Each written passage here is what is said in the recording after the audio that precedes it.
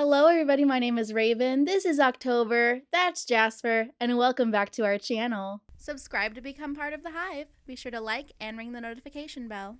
Thanks, honeybees. Enjoy the video. Hey, friends. Welcome back. So it is officially October. It is spooky season. I am super excited for Halloween and all of the good horror films that are going to be coming out this month.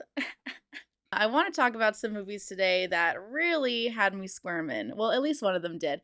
Neither of them are really horror movies, but they're certainly worth talking about. One of the movies I saw recently was The Substance. Have you ever dreamt of a better version of yourself? Younger, more beautiful, more perfect.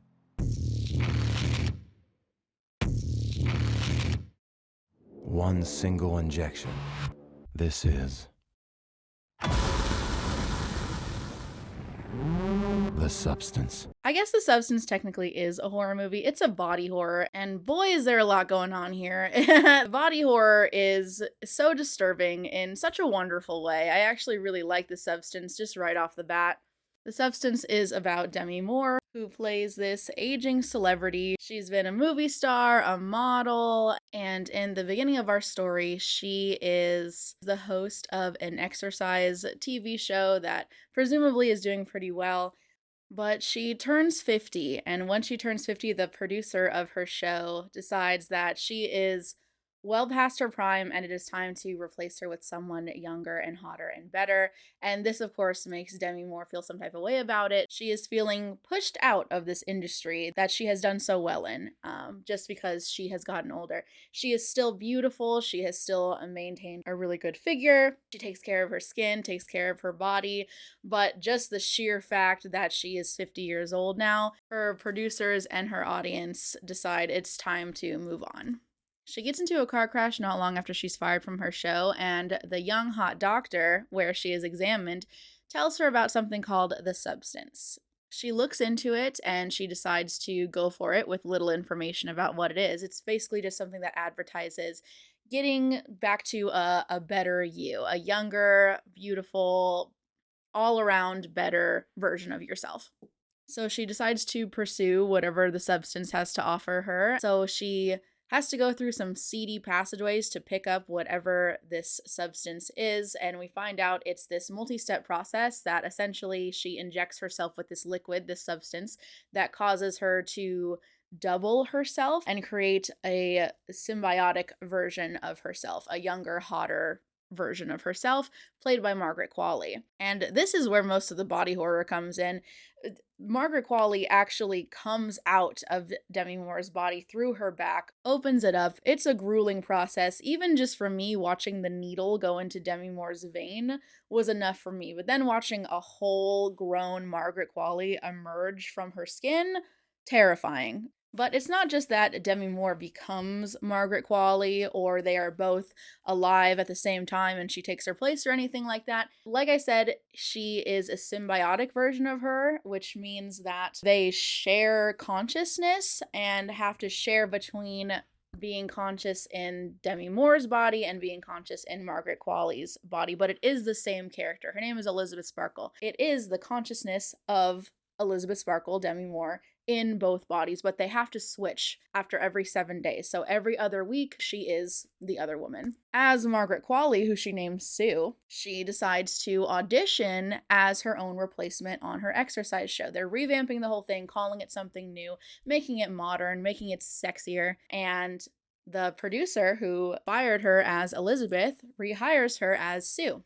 And Sue takes over pretty fast. She's everywhere. There's billboards. Her show blows up. It's an overnight success. She is on the up and up to fame. But like we said, she has to switch every 7 days. So for 7 days, she gets to be successful, beautiful, well-loved Sue. The other 7 days, she has to be down on her luck Elizabeth, who is depressed, feeling extremely unwanted, and doesn't even leave the house when she is back in her own body. Slowly, the more she is Sue and the more successful she gets, the more she loves being hot and young again. She decides that she doesn't really want to switch back into her Elizabeth body anymore. And every day that she is Sue, she has to take a stabilizer injection that she gets from the Elizabeth body, and it regenerates when they switch, but she's not switching. So she just keeps taking and taking and taking from Elizabeth to keep herself as Sue stable, and that in turn hurts the Elizabeth body, makes it age and decay rapidly in favor of her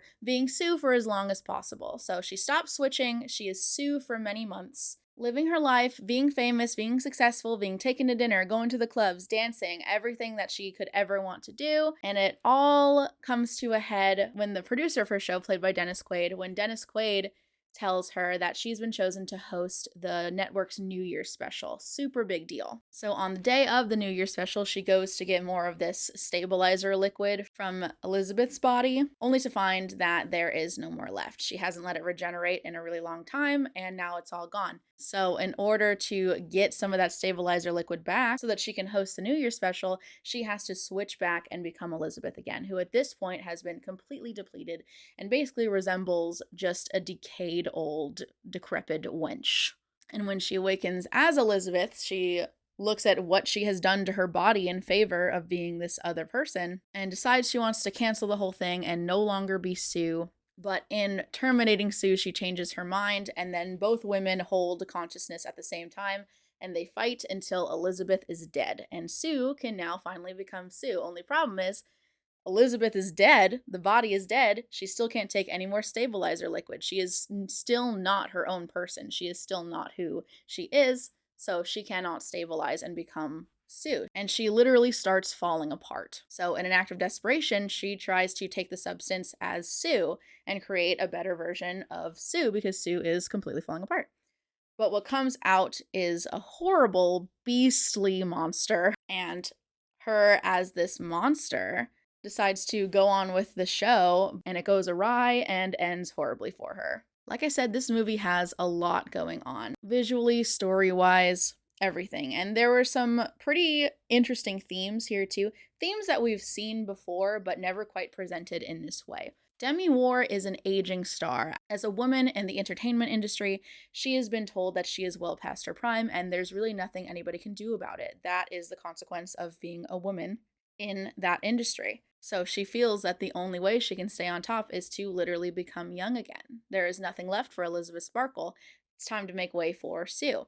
I think we can all relate in some capacity to feeling inadequate and wanting to become our best selves again if we feel past our prime, wanting to go back to when everybody loved us, when we felt confident, if that's a phase that any of us ever had in our lives, which I'm sure at some point everybody has. And at some point, everybody feels like they are past that and they will never go back to their best days. And that's really depressing. That's a really hard thought to have. But specifically, this experience in The Substance is about women in the entertainment industry, but it could be women in most industries. It's just sort of a rule that women age out and men don't, at least most of the time. A good contrasting character to Demi Moore's Elizabeth Sparkle is Dennis Quaid as the producer. Dennis Quaid is the one who tells her that she has lost it. She doesn't have that spark anymore. Her show is old and tired, and so is she, and it's time to move on. And he just sends her to the curb after such a long period of success, just for the mere fact that she is older now. Dennis Quaid himself is probably around the same age, if not older, than Demi Moore's character. And every shot we see of him, he looks old and gross, and he's loud and rude, but he still gets to maintain that success and power, whereas Demi Moore, who has kept her poise, taken great care of her body, is very kind, is still gorgeous, doesn't get to have that anymore. So when she becomes Sue, she feels seen again. She doesn't feel like some old woman that everybody overlooks. She doesn't have to work hard to get what she wants anymore. She just has to exist as this young, beautiful woman, and everybody looks at her. Everybody talks to her. She has this success again. Of course, she's not going to want to let that go, because what's the alternative? Back in her old, aged out Elizabeth Sparkle Demi Moore body. But like I said, that's the crazy part, is that she's not like old and aged out and decrepit. She is a gorgeous older woman. She's absolutely stunning. But the more she is Sue and the more Sue takes from Elizabeth, her original self, the more old and decrepit and disgusting Elizabeth actually becomes. It's a reflection of how she feels about herself. The more she is Sue, the more she hates Elizabeth. So when she is Elizabeth, she is filled with that hate for others, that hate for herself. And it shows on her body, in her voice, everything that she does. She just cannot see herself as a beautiful, desirable woman anymore.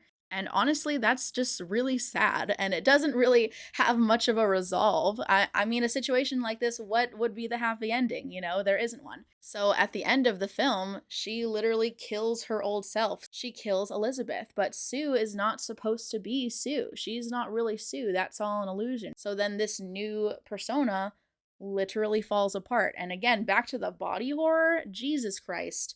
When we are Elizabeth and Elizabeth starts declining physically, it's definitely not a pretty thing to see on screen. Like, the allegory for how she feels about herself is so well displayed, I thought. It starts with her hand and then kind of creeps all around the rest of her body until every piece of her is wrinkled. She has white hair. She is losing teeth. She's losing everything. She's losing herself. And then when she is just Sue, that starts to happen to her too. Her teeth fall out. Her ear falls off. And then when she tries to double herself again to save the situation, it just comes out as a beastly, unnatural monster. But she's holding on to this dream so tightly that even as the monster, she puts on the New Year's dress and goes to host the show and tries her best until she literally just pops and sprays blood all over the place and melts and dies. And one thing that I was thinking during this part of the movie when she becomes the monster was the Fall Out Boy song, Wilson, parentheses, expensive mistakes, where he sings, I became such a strange shape from trying to fit in. And I felt that was a really good description of what this was representing. Elizabeth, Sue, whoever it is at this point, is completely unrecognizable in her chase to be her best self, trying to repeat the past, which she can never really do. And now she is something completely different and grotesque and just not herself in any capacity. She's lost it. And honestly, I just thought all around it was an extremely powerful message, and I really enjoyed the substance, as tough as it was to watch with all the body horror that I keep talking about. But here's the thing about body horror and shock. I want to say that I'm a fan of it, but the problem with body horror movies, or movies that include it, is I don't think it's ever really used properly. It's kind of only used for shock. And something I talked about a lot in my Infinity Pool review from a while back is that there's a lot of movies out there that use shock just for the sake of shock, just for something to talk about. But it doesn't really have that much meaning within the story, or if it does, there is no need for it to go that far. And it just feels out of place and inconsistent with the rest of the story. Another example I like to use for this is Titan, which had a message also similarly about like trying to fit in and find yourself and find family. But all the like weird, shocking visuals that happened in that movie kind of just popped up out of nowhere in between what was otherwise a pretty good story. So it just didn't fit in. They were just trying to make something that makes you go, ugh, you know? And then who even talks about Titan anymore except for me right now complaining about it? You know what I mean? Same with Infinity Pool. The only time I ever hear anyone talk about it is to complain about it. But the substance in their use of body horror, this is a body horror movie. That's what it is. It's not just elements of body horror within what is otherwise a drama. It is both of those things throughout. It is extremely consistent and not over the top in a bad way at all. Like I said, everything that is happening to Elizabeth, to Sue, to the monster is a reflection of how she feels. And sometimes she feels ugly and sometimes she feels beautiful.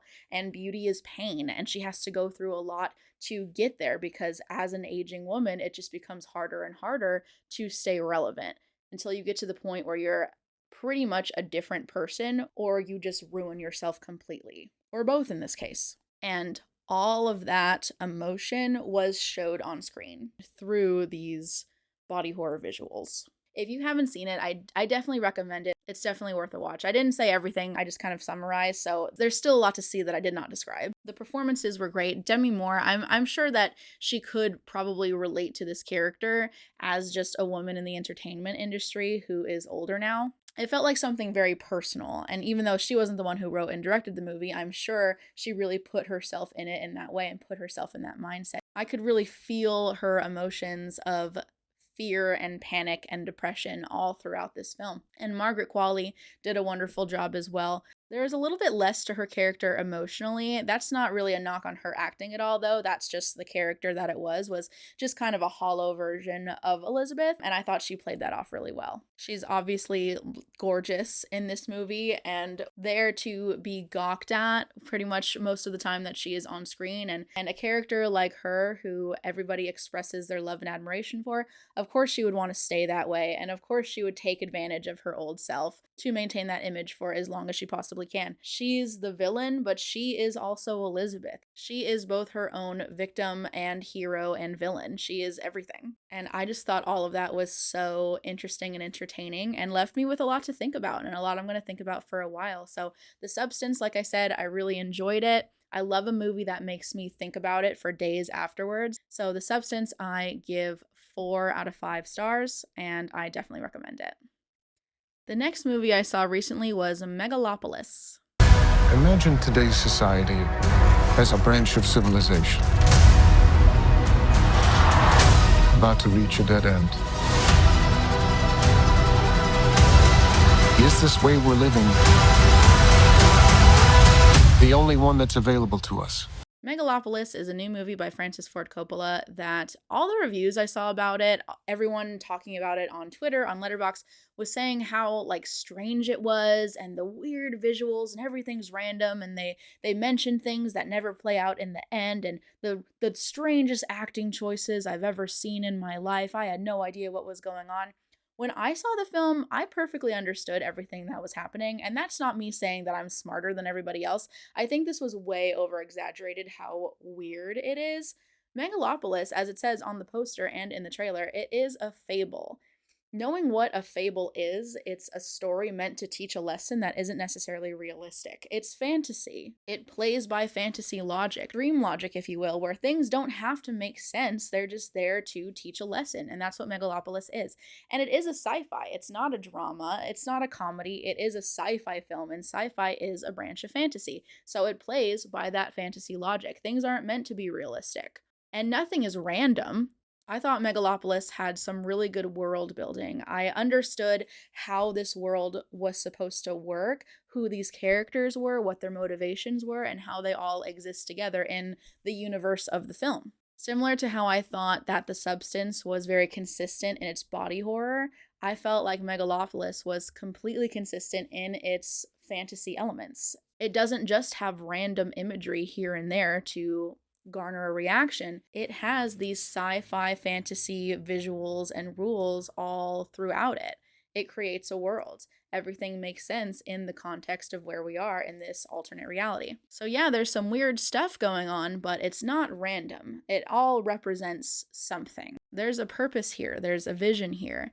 We've all seen fantasy movies before. It's really not that strange to see characters on top of buildings, or seeing technology that doesn't exist in real life, or watching a character do something that the average person in our world wouldn't really do, but everybody does in their world. We don't have to understand it. We just have to know that this is what this universe is comprised of. And the story of Megalopolis, the plot of the movie, I didn't think that was really hard to understand either.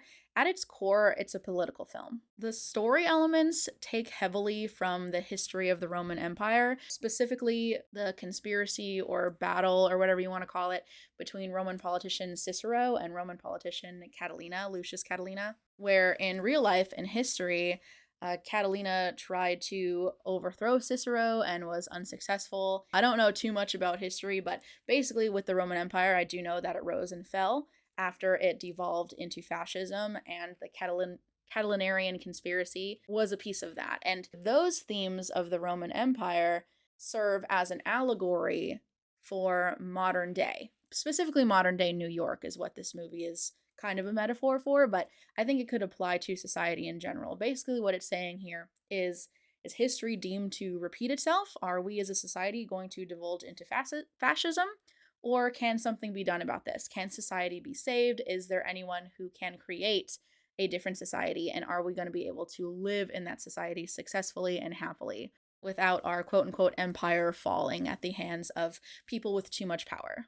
Adam Driver plays Caesar Catalina, who is the person with this vision to create a utopia, the titular Megalopolis. And he is at odds with Giancarlo Esposito's Cicero, who is the mayor of New Rome, this city in the alternate United States that we are in. And New Rome, as controlled by Cicero and his powerful political family, is devolving into a society that is bad for the ordinary person. The rich, powerful people get all the earthly pleasures that they want, whereas normal, ordinary citizens are deprived and forced to live by a strict moral code and descend into poverty. Caesar Catalina illustrates his vision for the city's future by describing his plan to build Megalopolis, made from this technology that he had created called a megalon, which is just a piece of futuristic technology that can pretty much do anything, to create this city that evolves with the needs of its people. It has these roads that you don't need to walk on, they just move, like those strips at the airport. If it rains, the plants are going to be able to cover you so that you don't get wet, things like that. A utopia where nobody needs or wants for anything. That's the core of the conflict in this story. I really don't want to get into details because this is a movie that I think you should watch if you haven't seen it. At least give it a chance. I know not a lot of people liked it because it was a little bit different than your average movie, but I think it's worth it. So I don't want to give away too much plot-wise. I don't really want to give any more spoilers than that. And I don't really think I could describe all of the events in the movie accurately anyway. It's just something that you need to see. But like I said, I felt like the story, that core story and what the conflict was, and all the events that proceeded after that made perfect sense in a way where I understood what was happening and why things were happening and why different characters were doing different things, who was related to who, so on and so forth. Yeah, there were weird flashbacks. Not all of it was completely linear, and there were some very unique choices in terms of visuals, in terms of dialogue and delivery of said dialogue. And you think 1 year of medical school entitles you to plow through the riches of my Emersonian mind? Entitles me? Yes. Entitles me? Yes. Entitles me? Yes. I work without caring what happens to either of us. So go back to the club. But it all worked because, like I said, it was all very consistent. And this was a star-studded cast, too. I mean, Adam Driver, I always love Adam Driver, and I really felt him as this imperfect man who has his own demons, but is trying to create a better society for others, despite not always being able to maintain a good life for himself. He just wants the betterment of the people around him. It kind of flips the story of Cicero and Catalina on its head, because in history, the real story of the Roman politicians, Cicero is successful and Catalina lies to try to get him out of power, but it doesn't work. This is different in this story, in Megalopolis. Catalina is the one who wants better for the people and believes that utopia can be achieved, whereas Cicero does not. And at the end, Cicero is the one who is unsuccessful. Spoilers on that, but it's not really a spoiler. There's a lot that leads up to that. Giancarlo Esposito as Cicero did a good job, I thought, and he was also kind of a complicated character. None of these characters are one-dimensional. They are fully fleshed out, and they do have their moments of being both a good and bad person morally, which is what real people are like. None of us are either good or bad. We all have gray area. We all have times when we are the villain and times when we are the hero. And life is complicated, and sometimes you don't make the best decisions and sometimes you do. And that's something that's reflected really well in these characters throughout the time that this story takes place. They're complicated. They feel very real in that way, and I appreciated that a lot. Aubrey Plaza is in this movie. She plays reporter Val Platinum, who has an affair with multiple people in the film and tries to gain control that way, just kind of for herself. And that was, again, another very clearly motivated character. I knew what she was doing. I knew what her plan was. She is also one of those complicated characters, but she is more on the villainous side because she really only cares about herself at the end of the day, and she'll do whatever she wants to get it. Similar with Shia LaBeouf's character, who is part of the political family who is on top, and he also really just wants what's best for himself and uses people and lets people use him as he falls prey to his own needs and wants for earthly pleasures. Also, Natalie Emmanuel as Julia Cicero, Cicero's daughter. She is an extremely conflicted character as well, because she kind of goes back and forth between both sides of this conflict. And she has kind of her own inner conflict in following her heart, who she loves as family, who she loves romantically, versus her love for her people and her want for society in general versus the needs and wants for herself. All these characters are complicated in a pretty realistic way. Like I said, they're fleshed out, they're not one-dimensional, and that's something I really love, is characters that I can really understand just based on their own actions, and that's something that Megalopolis did well. I think Francis Ford Coppola, he's always great at writing characters, and this movie is no exception. And there's plenty of other really great acting performances and characters in this film too. Those are just kind of some of the main ones, but there's a lot going on here. This movie is filled with some really talented people, both on and off camera. So yeah, this movie was definitely very unique. This was somebody's idea. This was a full, complete vision portrayed what seems like exactly, or at least as close as possible, to what the visionary intended. And that's something that I always have to give credit to, is unique ideas, something different, something new, something fresh, and Megalopolis was all of that. If this story, if this political allegory had been played straight, like a drama, like a realistic, dramatic film, it would have been boring. I don't think it would have been very interesting at all. Like I said, the plot was super clear and actually kind of simple at the end of the day, but the visuals and the characters and the characterizations and everything else on top of that core plot was what made the film interesting. I was never not entertained. I was never not interested in what was happening on screen. Both of these movies, The Substance and Megalopolis, were kind of long, but I did not feel the runtime for either of them. There was never a moment when I didn't want to be watching what was in front of me. And that is a huge credit towards both, because the one thing that I feel like a movie should never be is boring. Boring is the worst thing a movie can be. I am there to be entertained. Whether that's to laugh, to cry, to be scared, to be angry, I want to feel something. And I felt something the whole time watching both of these movies. That's all I'm going to say about Megalopolis. I have a lot more that I could say for sure, but like I said, if you haven't seen it, watch it. If you've already seen it, you know what I'm talking about. I give Megalopolis also 4 out of 5 stars.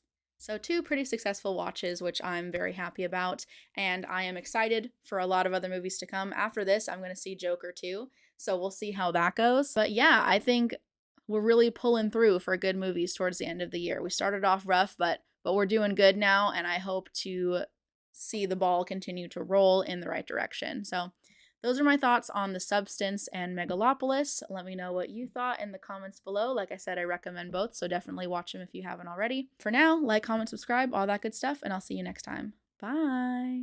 Thanks for watching, honeybees. Make sure to like and subscribe. Bye! Meow! Let me say hi. Let me say bye-bye. Bye-bye. Oh, I know. I just woke you up from sleeping. Do you want to sleep right here? You want to sleep right here on the table while we do the video? Oh, yes, you do. Don't knock over my laptop.